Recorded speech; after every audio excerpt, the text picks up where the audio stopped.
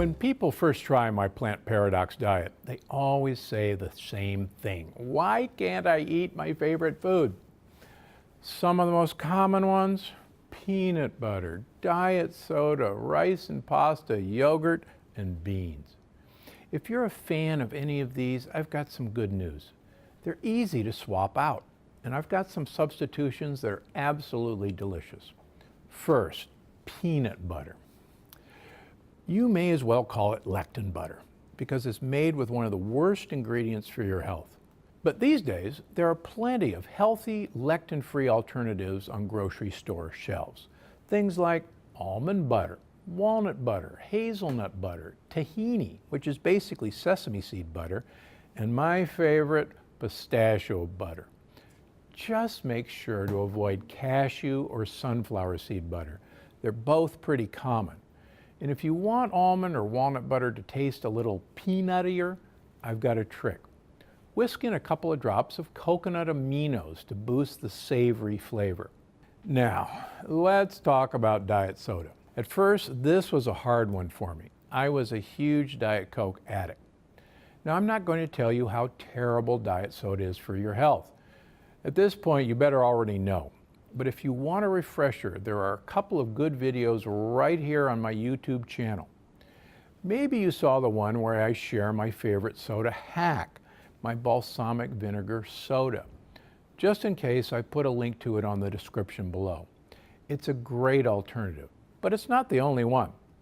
If you're dying for something fruity, make an infused water or an infused sparkling water if you find yourself craving bubbles. I use lemon and orange slices, and even some fresh berries. And for a really special treat, you can look for sodas that are sweetened only with stevia. Now, they shouldn't be an everyday thing, but if you've got a craving you just can't beat, and you've tried everything else, it might help. Next up, rice and pasta. Good news, carb lovers, there are about 1 million substitutes for both rice and pasta.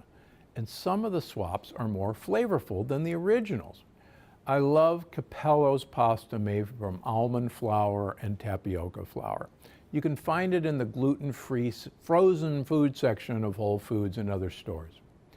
Now, you already know about one of my other favorites, Miracle Noodles. And good news, they make Miracle Rice too.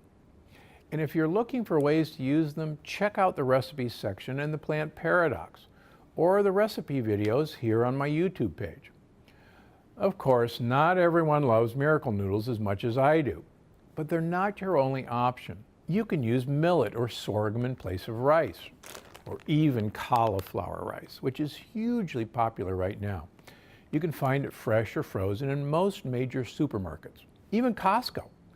And you can also make noodles out of any vegetables by spiralizing them or cutting them into thin strips. Maybe you've heard of zucchini noodles, but of course they don't fit in the Plant Paradox plan. Still, the same idea works with beets, carrots, sweet potatoes, even daikon radish. And you can even find some noodled produce at health food stores these days. Here's some beet noodles. These are actually fantastic. Fourth, yogurt. Even Greek yogurt is off the plan. That's because the cow's milk yogurt sold in this country has casein A1, a protein that seriously damages your gut.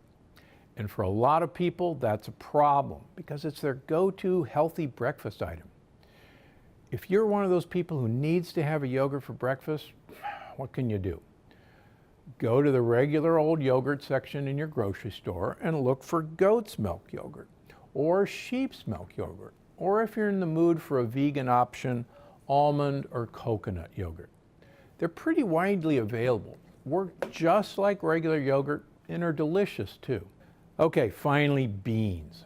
I know we've discussed this one before, but it's worth a reminder, especially for you vegetarians and vegans who are used to getting your protein from beans. Beans are lectin heavy, but it's possible to reduce the lectins by pressure cooking. So if you've got a pressure cooker, put it to use. If not, look for Eden brand canned beans. They come in non-BPA lined cans and they're pressure cooked ahead of time. And if you're looking for a completely non-bean alternative, look no further than pine nuts. If you soak them in liquid, like water or even chicken stock, they get a texture similar to beans. In fact, pine nuts cooked into a traditional chili have almost the exact same texture as beans. And there you have it.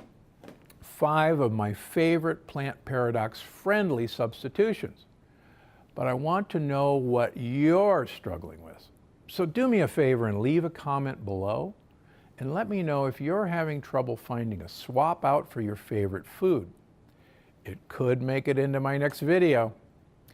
I'm Dr. Stephen Gundry, and I'm always looking out for you. Thanks for watching. Click the circular channel icon to subscribe and make sure you don't miss a single video. Click on the left to watch another great video, and don't forget to visit my website for more of my best tips.